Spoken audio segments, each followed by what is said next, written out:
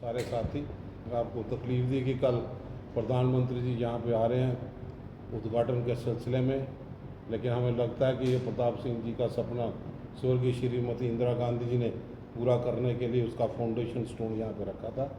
हम स्वर्गीय इंदिरा गांधी को श्रद्धांजलि अर्पित करते हुए कि वाकई वो विजनरी लीडर थे कि कश्मीर से कन्याकुमारी तक ट्रेन के ज़रिए लोगों को जोड़ा जाए, जो जिसकी शुरुआत थी, जो कल एक अंतिम चरण में यहाँ पे पहुँचा है। और हमें लगता है कि इस दौरे से हमारे लोगों की भी काफ़ी उम्मीदें उनसे बंधी हैं कि ये दौरा सिर्फ उद्घाटन तक सीमित यहाँ पे नहीं, जो जम्मू कश्मीर के हालात यहाँ पे बने हैं, हमें उम्मीद है कि उस हालात के सिलसिले में कोई अच्छी घोषणा वो यहाँ पे कर पाएँ और यहाँ के हालात के माध्यम से जो पुंछ या वार लाइक पोजीशन में जो हमारे लोगों के नुकसान पुंछ जैसे इलाके में हुआ, चाहिए तो ये था कि वहाँ पे भी थोड़ा सा टच वो दे पाते कि वहाँ के लोगों को जो नुकसान हुआ उनका कॉन्फिडेंस बिल्डिंग मेयर का एक पार्ट यहाँ पे बनता। और आज भी कई लोग जो हैं वो छत के अंदर नहीं हैं क्योंकि मकान उनके काफ़ी गिर गए, तबाह हो गए।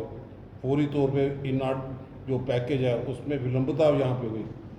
हमारी यही मांग है कि इसके साथ पूरा पैकेज फौरी तौर पे घोषणा करे और ख़ास तौर पर कि जो पिछले दिनों भी इनकी पहले उद्घाटन था या किसी कारणवश टाला गया और उसके बाद पहलगाम की वारदात होगी, 50 दिन के बाद ये आ रहे हैं।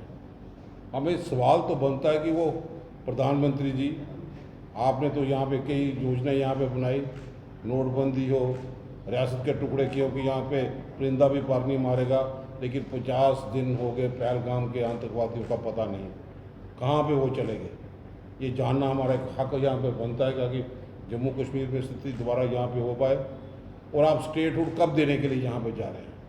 बार बार कई दौरे यहाँ पे लगे, हमेशा कहते रहे कि very soon eight appropriate time. और रियासत के हालात के माध्यम से हमें रियासत का दर्जा यहाँ पे चाहिए, हमें लिप सर्विस नहीं चाहिए।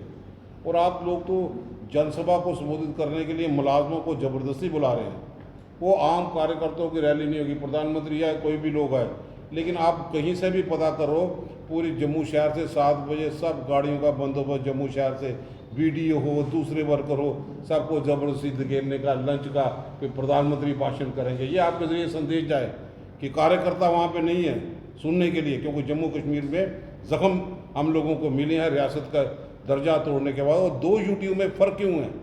एक यूटी में 80% रिजर्वेशन जॉब वहाँ के लोगों को मिलती है और जम्मू में 29 विधायक एमएलए भाजपा के चुने हैं। ये लगता है कि भाजपा की लोकल लीडरशिप फेल हो गई, इसलिए हम प्रधानमंत्री से बात करते हैं कि हमें वो कम से कम वो दर्जा, रियासत का दर्जा वापस मिले। आप कितनी दिक्कतें यहाँ पे है, उसका जिक्र शर्मा साहब बाकी भी करेंगे, चाहे वो डेली वेजेस हो, उनका रेट लद्दाख में क्या और यहाँ पे क्या मिल रहे हैं। हमारे लोग आज भी दर दर ठोकरें यहाँ पे खा रहे हैं। तो मैं कहूँगा शर्मा साहब से बाकी लोकल मुद्दे जो हैं जो रिलेटेड है वो उसके बात करें। ट्रांसपोर्ट सेक्टर सबसे पहले चरण में होगा, जो जिसकी तबाही होगी। टैक्सी वाले हों, ट्रक वाले हों, तो ये सारे ऑयल टैंकर वाले हों। ऑलरेडी दरबार मुख की वजह से रघुनाथ बाजार खत्म हो चुका है, तो अब ये ट्रेन जब जाएगी तो क्या लगता है आपको कि टूरिस्ट यहाँ पर रुकेगा?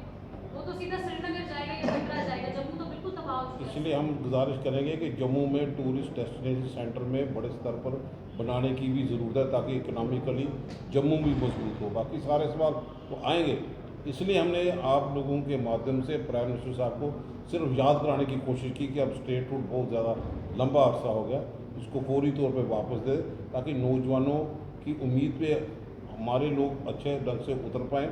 जब 29 एमएलए चुन के भेजे, जब उनका कोई फ़ायदा किसी लोगों को नहीं, अपनी आवाज़ नहीं बुलंद कर सकते, लद्दाख जैसे वो कामयाब हो जाए, तो इसलिए वक्ती तौर पे हमें यही चाहिए कि स्टेटहुड पूरी तौर पे रिस्टोर करें।